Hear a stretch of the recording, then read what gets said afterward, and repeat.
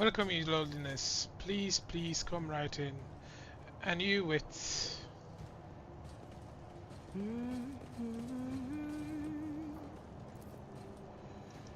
Initial survey of the vessel indicates that the exploration brethren has already performed a requiem right here. Further examination is inadvisable. The play reads, Lathano Pride. The name Lathano surfaces in your mind. The history of a family from the Colossus Expanse who invited all they had in the family ship invested. The ship perished in the warp on its maiden voyage. The Lathino line never recovered from the crushing blow.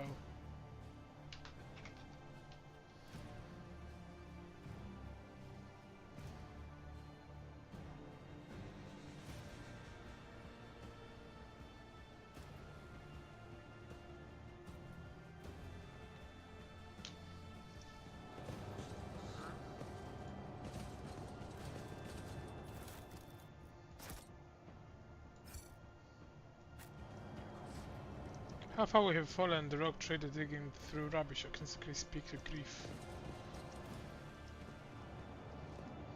Marching on.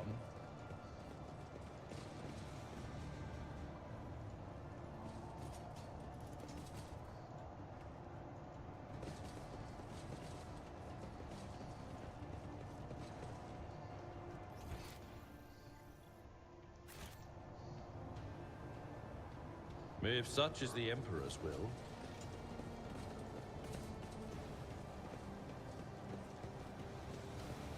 See? Right there. When I was a child, I was once initiated into some of the mysteries of tech ministry. I still have questions that you might be able to answer, Magos. The imparting of knowledge to laity who lack the proper initiation is an unfortunate necessity, not a sign of trust. I am not at liberty to divulge the mysteries granted to me when I received my rank. A damn sight of cut pieces of metal and other materials, probably from clearing out the path in the ship. The world is full of colors I have never seen before.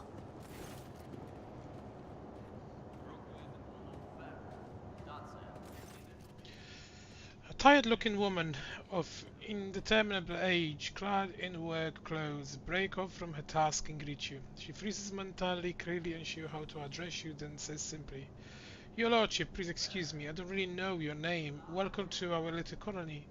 May the light of the Emperor be with you, and with us. My name's Rita Machismova. I'm in charge here." Would you believe it? Well-spoken rabble is rather sweet in his own way. Go on, then, amuse me. Tell me about yourself and this place. We call ourselves Rita's crew, and this place is Rita's camp. That's it. We are Lycoligers, scavengers in common term. She does not speak the word scavengers with any kind of disdain. On the contrary, there is dignity in her voice, the kind with which one would announce their affiliation with a respected guild or family.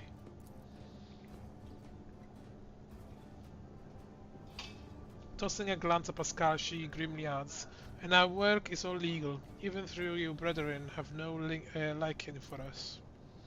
Pascal stared dispassionately at Rita with a hint of disgust. Evidently he has not even considered the possibility that replying to his creature's words could be anything other than heresy.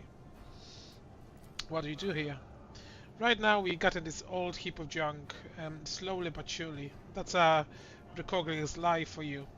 They drop us off at some depleted station on an ancient battlefield, and we just sit there for years on end. We look for working tech or valuable materials or whatever else might be useful. If we find anything, we sell it to the passing ships. Not the easiest job out there. These wrecks are chock full of all kinds of dangers, but, and I swear it on my plasma torch, is an exciting one for sure. This little bird's got all kinds of bells and whistles. Most of the tech is dead, but we find work in peace now and again. We spent 2 whole months clearing out the shaft we found, finishing just 3 days ago actually. We found this thing, a bit weird looking, but still functional." Rita's expression brightens a little. "Perhaps your lordship would like to buy this component from us. Now I'll bet that big ship you got could get plenty use of it." Pascal crackles to life. Imperiously he tells her, "Present the object, laywoman." Bicoris creeps into his voice nonetheless.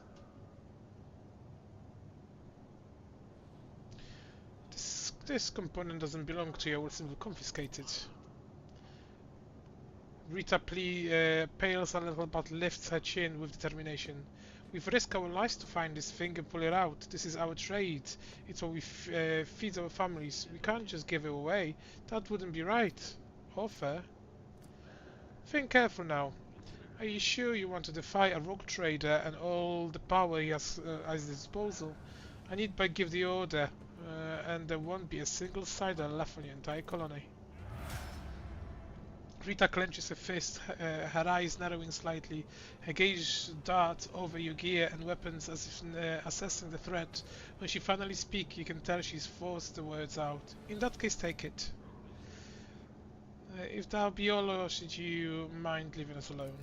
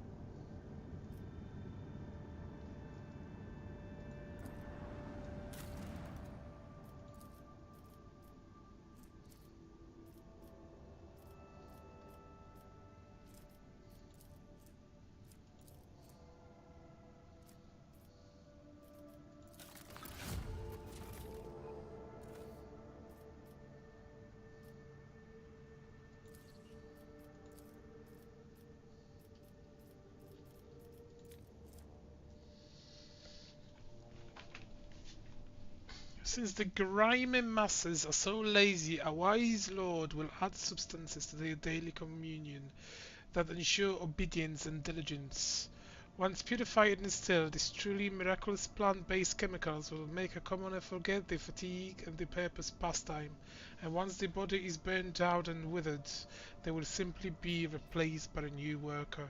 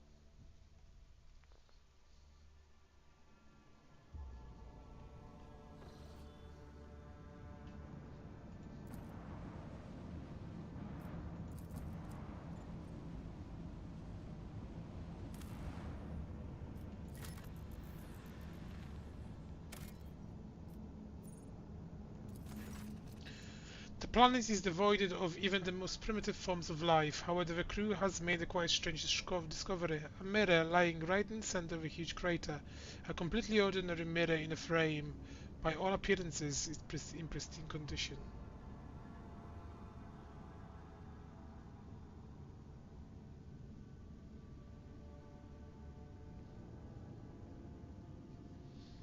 Destroy it. The crew blasts the crater, raising a cloud of dust that blocks the augury array.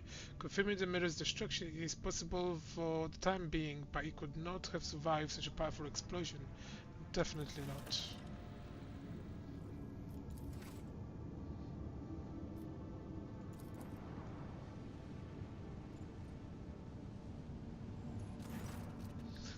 A vigilant member of the Augur crew has detected a small Xeno vessel drifting through the void. The ship is unpowered and shows no sign of being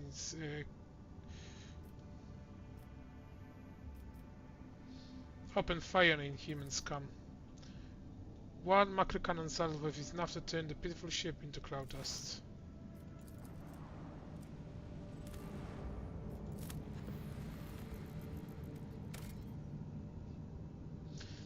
By the odorous label and unbreakable spirit of his faithful servants fuel hundreds of imperial words, their entire lives are an example of true service to humanity.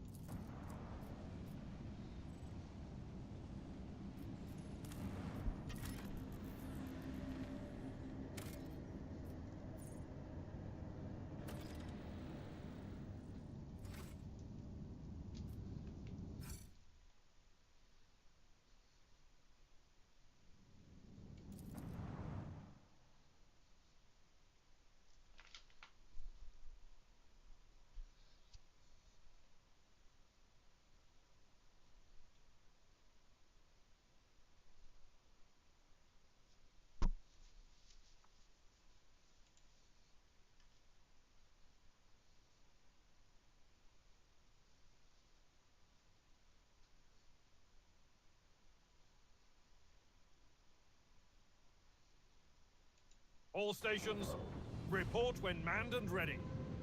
Alert, the Kurkari have blockaded some of your flagship posts using unknown Xeno's power. The crew will regain control of these posts several rounds.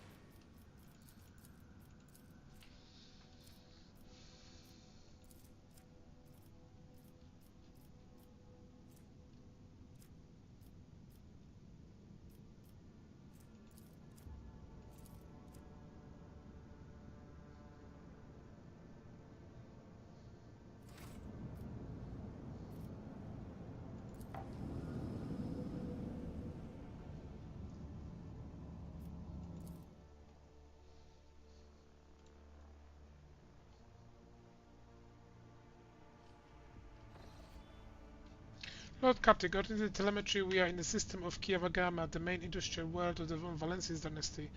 However, our astrophaths reports that attempts to contact Governor Gaprak have been unsuccessful.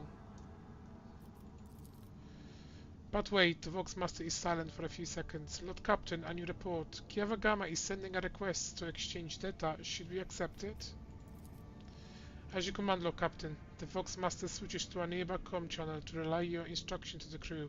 For several minutes, nothing happens. Suddenly, a deafening screech erupts from the bridge Vox system. You hear violent tiredness of garbled binary code, like the low chuckles of machinery. Lord Captain, interference detected in the compartment Vox system. Looks like the bridge is cut off from the rest of the void ship.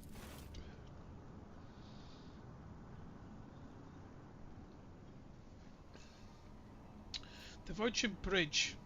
Sounds of working cogitators and officers' footsteps. That every scene is interrupted by a ill-splitting bleeping sound, followed by lumens going out. In a dim glow of candles and emergency light, one of the officials in frame cries out, another falls to her knees, clutching her head. Over the bleeping of voxes, shouts can only be heard. What's going on? The door locked. We lost contact with all compartments. One of the bridge officers turns to the throne. Look, Captain, the Vox stations are malfunctioning and overloading the system. None of our ongoing transmissions are getting through. The incoming ones that to make it are distorted beyond interpretation.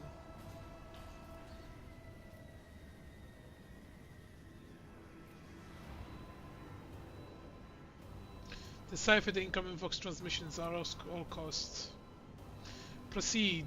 A team of decryption experts gets to work. Data tethers are inserted into sockets as they connect to the cogitators.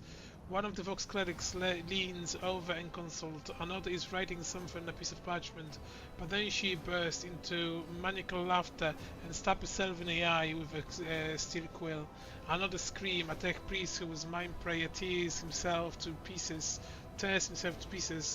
with his own machendrites.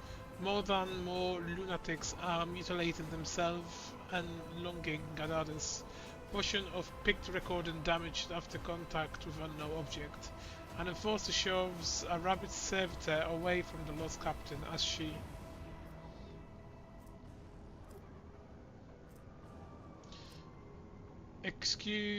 executes one of the lunatics and rows a series of orders to the rest. The madman's body falls to the rock trader feet and his commanding voice, magnified by Vox amplifiers, carries over all the noise. He orders the crew to muster themselves immediately, promising to personally execute anyone who fails to do so. Some of the lunatics quiet down, others try to snap out of it. One pins her hand to a panel with a dagger to stop herself from moving. Another fervently whispers prayers. Some return to the cogitators, others lean over the wounded. Shots ring out. Those still on the rampage are executed by Rock Trader himself as promised. Scrap code. The voice belongs to one deck engineer who has turned to the Lord Captain from his station. We have been attacked with scrap code, a tech heresy designed to corrupt machines. The transmission received from the planet was infected with that taint and is now running through the ship's veins. Omnisha preserve us. The Voidborn officers appear before the Lord Captain once more. Whatever it is that's attacking us, we have a backup procedure that can circumvent the Vox barrier. In the atrium leading to the bridge, there is a terminal for an isolated system that might still be an affair. A loud pop, the pipes over the officers' heads burst, and a blast of hot air filling the Voidborn away from the Lord Captain, his body slamming straight through the cogitator's panel. The picked flame spins uncontrollably. The servo skull was jolted by the gust. The picked recorder fogs over, the Vox picking up the crackling of electricity and death cry. Gas on the bridge. A junior attendant shouts and instantly doubles over, inhaling the poisonous air. The Rock Trader commands the crew to carry on with the duties until the very last.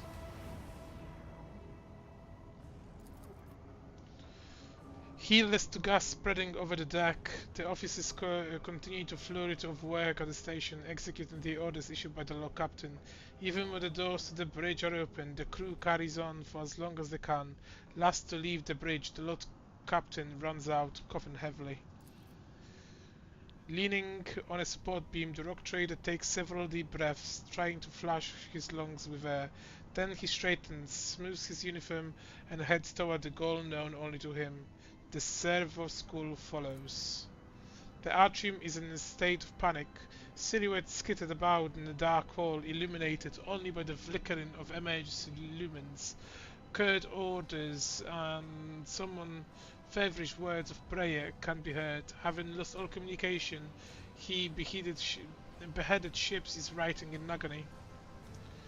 It takes a while for the log captain to find the cogitator mentioned by the fallen officer. The pallet of the isolated terminal is riddled with cracks and bloodstains, and on the floor by the terminal, a tech priest is lying in a heap with her head smashed in technical liquids mixed with blood oozing out of his pores. The log captain decides to take chances restoring the terminal. The rock trader enters a sequence of command into the terminal. The machine goes dark for a few seconds, then wails. The screen fills with endless streams, then lights up again. The control panel responds to the log captain's request, warning about the critical situation on the lowermost deck of the ship. The log captain decided to send officers to the compartment where the situation is critical. Having entrusted his loyal officers with handling the remaining problems, the log captain heads his rightful station, the bridge. The walk to the bridge is uneventful. The crisis has passed. All the wounded and crippled, the ship nevertheless is returning to normal operation. The bridge resembles a battlefield. The floor is strewn with corpses. The cogitators are damaged, and the people inside are barely standing. Healers in masks are bagging up pile corpses. Technomats are hastily patching up the ruptured pipes, and the surviving officers are trying to get the remaining cogitators back up and running. By the common station, the rock trader runs into the Vox Master. Praise the Emperor, you are in one piece, log captain. The situation on board is satisfactory. I just in the middle of setting up comms channels. Soon the Vox Castle will be fully operational. Another man appears in a picked frame, a junior officer completely out of breath, carrying the heap of scrolls. The Vox Master nods at him. Ah, there are the reports, log captain. If you find yourself able to return to your station, I can immediately give you a rundown of the state of affairs on the ship. Log captain, Vox Master's voice is quivering with exhaustion.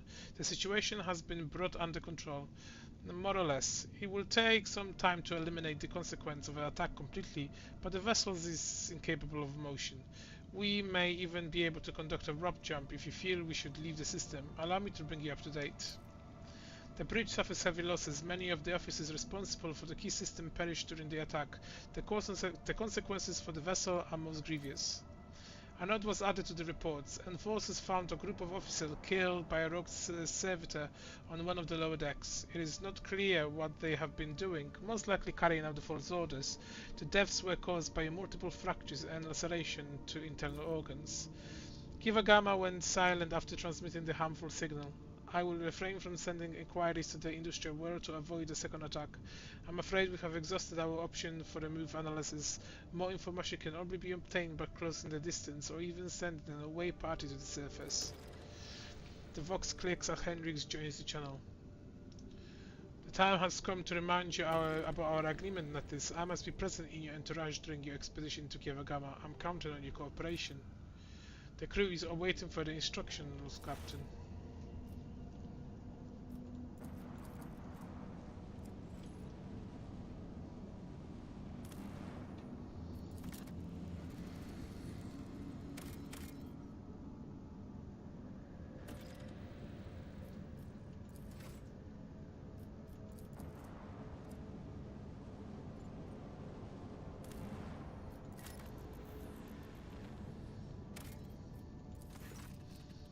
This dwarf planet is marked on the Von Valensis Protectorate chart as Atl, and serves as a backup source of water for the habitable worlds of the neighboring system. Due to the abundance of bacteria proliferating in the atoll hydrosphere, the extraction of ice was stopped half a century ago, but much to the officer's surprise, the augur has detected an unidentified mining rig deep underground. Presumably the excavation is amidst the extracting clay mines near the planet's core, enriched with iron and other materials.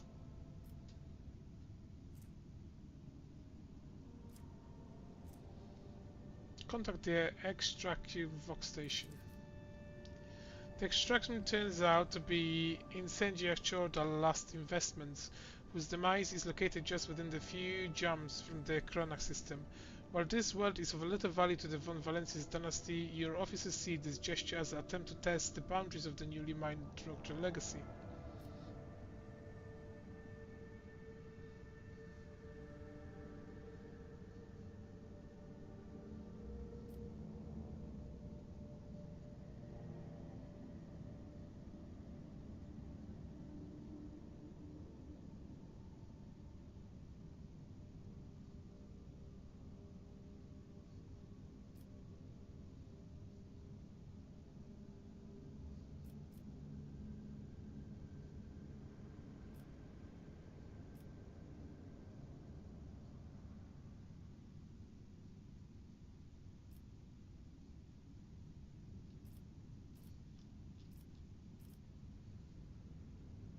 Are confiscated. The frightened workers and the token's security crew do not even attempt to resist the superior forces. The machines are delivered to the flagship cargo hold, and shortly after the officers plant the von Valensis banner on the spot where the extractor used to be.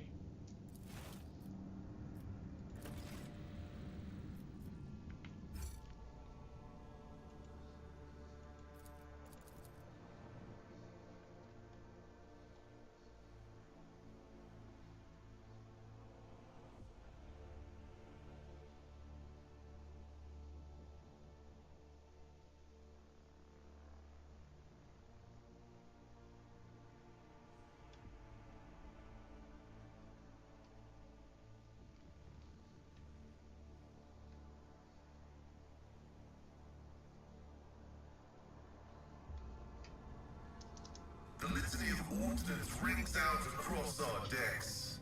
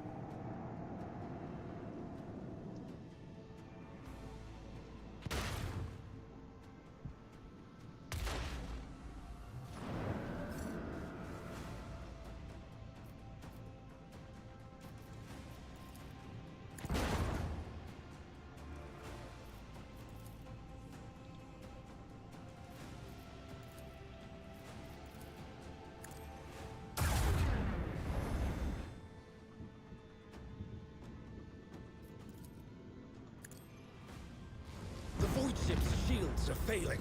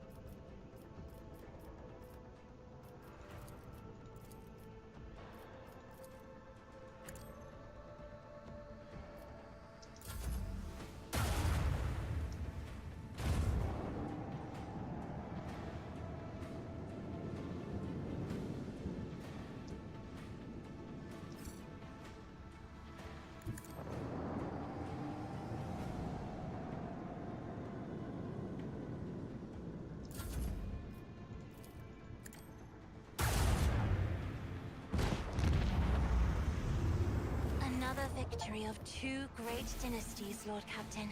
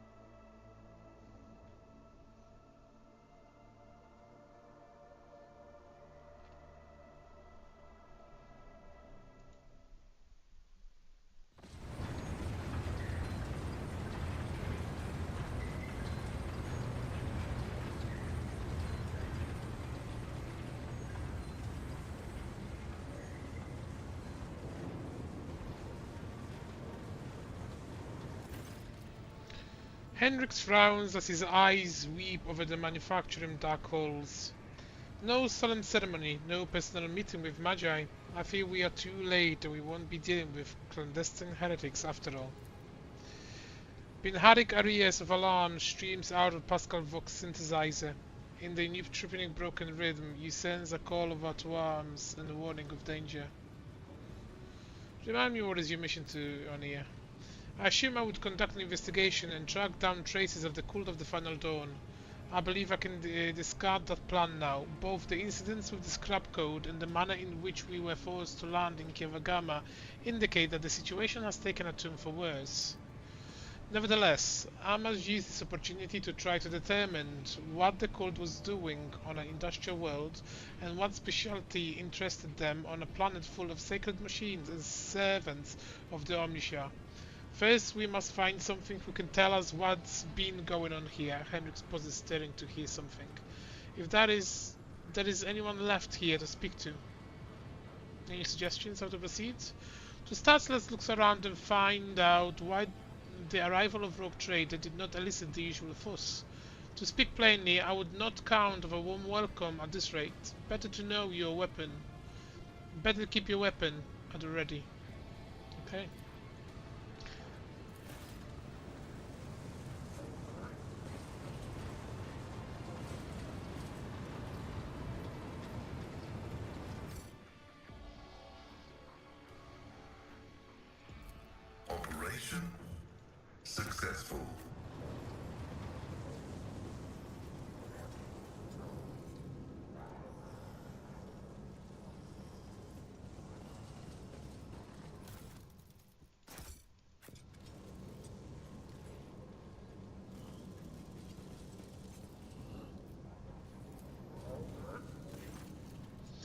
Before you is an ancient but wholly typical console, intended for use people not trained in the mystery of ministering to machine spirits. The Kogiteko is completely silent, but as you approach, you sense the warmth emanating from the metallic casing, a telltale sign that the machine is working. View the log. You discover the local data crypt with content collected by either previous operator or the machine spirit itself. Using your access, you study the archive stored in the Cogitator. The vast data repositories contain millions of strings related to receiving raw materials for processing, shipping, processed metal, and schedules for a sacred ritual to be performed over the machines coming off the production line. The manufacturer once operated like one gargantuan well-oiled mechanism. The last record is for 2 months ago.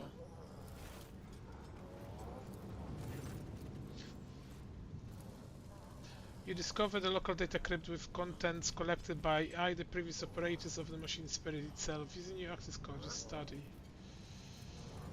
View the third log data, which is hidden by the protection of the machine spirit. Your knowledge of machine spirit is sufficient to trick the system to subdue it to the will. A false query, a crafty manipulation of the controls, and you get what you want. The instrumental terminals have already been replaced, and the maternity delivery system are being prepared for divine transformation. The execution of the new procedure has been delayed, for there are some in our ranks who doubt the words of the fabricated sensor and his Votarius. There are some who are not susceptible to the enhancement protocol that carries out their comrades to enlightenment. May the deliveries of fate be merciful to them. Inaction is death, and I must be returned to the great work. Praised be the truth, what will reveal the path of the knowledge shrouded in darkness. Praise to the Omnisha, whose might and power transform dead metal to make manifest the holy vision of the machine god.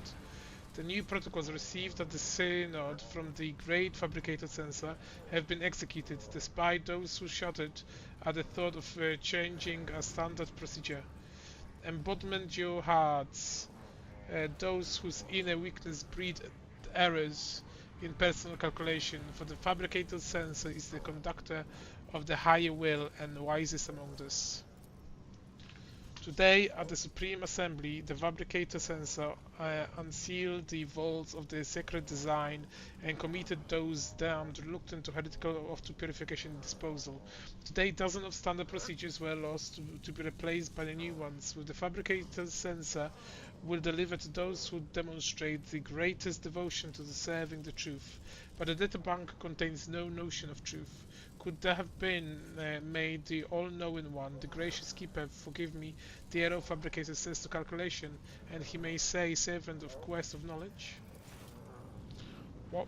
Blessed be the road that we take.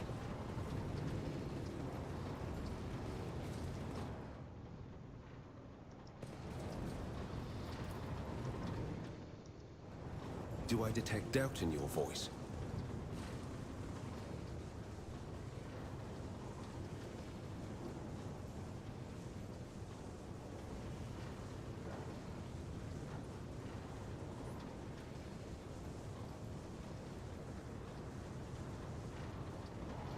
Fascinating stratagem.